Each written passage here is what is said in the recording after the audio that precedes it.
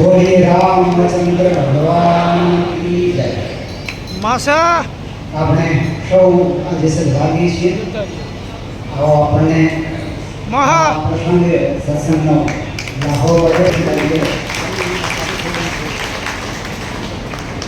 જ્યારે પણ આપણો નાનો મોટો પ્રસંગ હોય બધા સંતોની ઉપસ્થિતિ બિલકુલ આપણે નજીકના પરિવારના કહી શકાય એવા ત્યાંથી પધાર્યા છે। તો હું એમનું સ્વાગત સન્માન કરવા માટે આપણા ટ્રસ્ટના મંત્રી શ્રી રાકેશભાઈને વિનંતી કરીશ। રાકેશભાઈ આપજીનું સંમેલન કરશે। રાકેશભાઈ આપણે સંબંધ સ્વામીજીનો છે। સ્વામીજીનો સંબંધ એટલે આપણા સૌનો સત્સંગનો નાતો। સ્વામીજીનો સ્વામીજી અને સ્વામીજીને પૂરી આપણે છે એવા ખાખરિયા ધૂન મંડળ એમના હું મોભી મંડળમાં જે આપણી કથા વાંચે છે આપણા હરિપુરાવાળા આપણા મહારાજનું અહીંયા હવે સન્માન કરવામાં આવી રહ્યું છે, સ્વાગત કરવામાં આવી રહ્યું છે। ગુરુદત્ત કરી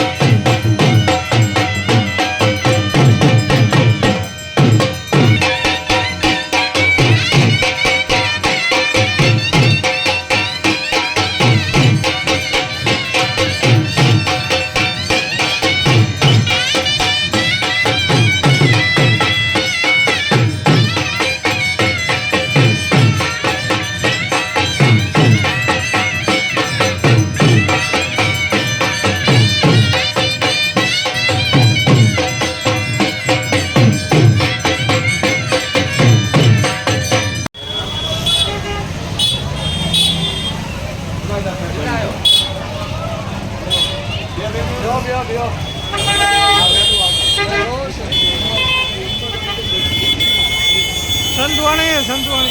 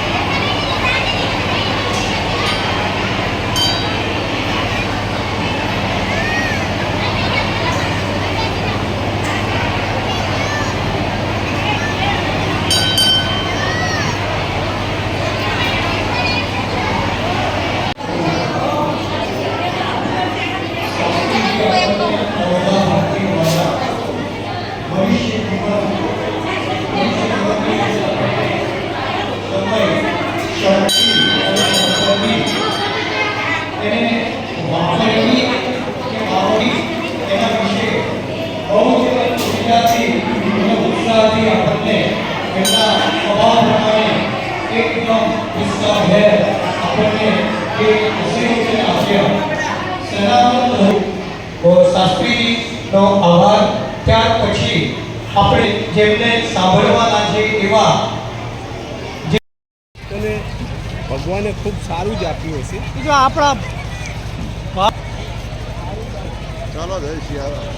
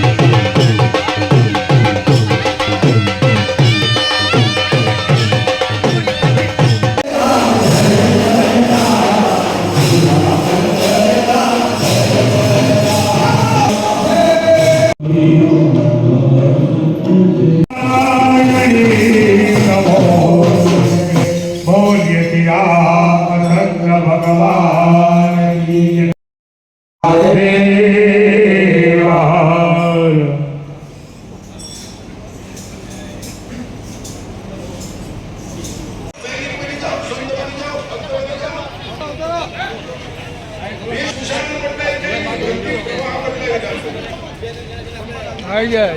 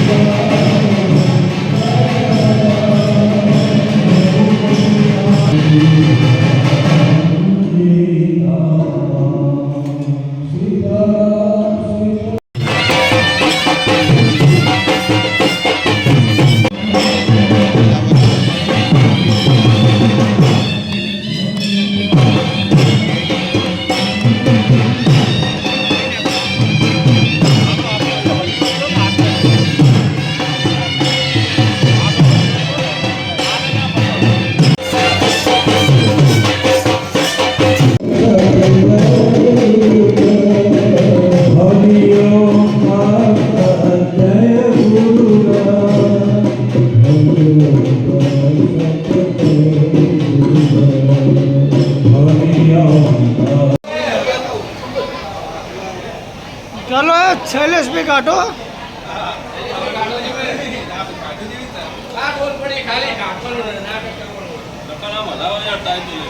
ए तू जीवला हलाय तो खरो શાક બાક હલાય તો ખરો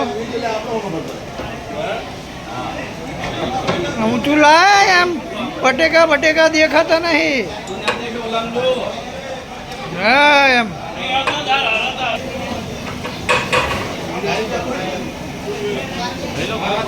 તો આને હલાવ્યું જો હલાવ ખરું આવી જા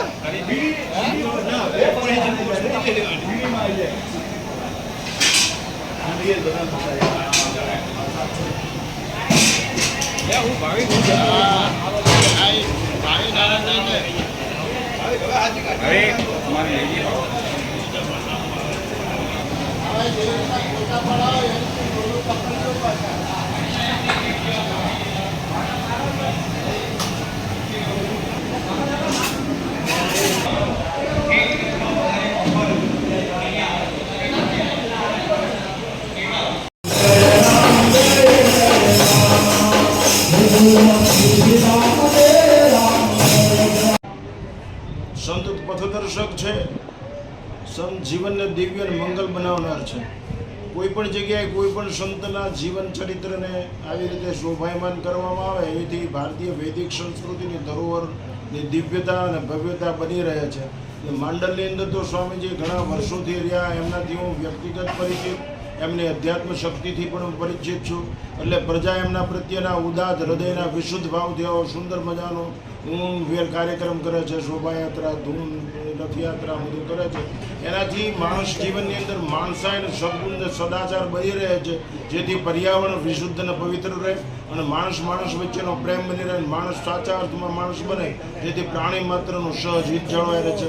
સંત જ આ બધું કરી શકે. સંત મા છે, સંત બાપ છે, સંત સદગુરુ છે, સંત સંપત્તિ છે, સંત સત્તા છે, સંત જ સર્વસ્વ છે. આ દેશની ઓળખાણ જ સંત છે.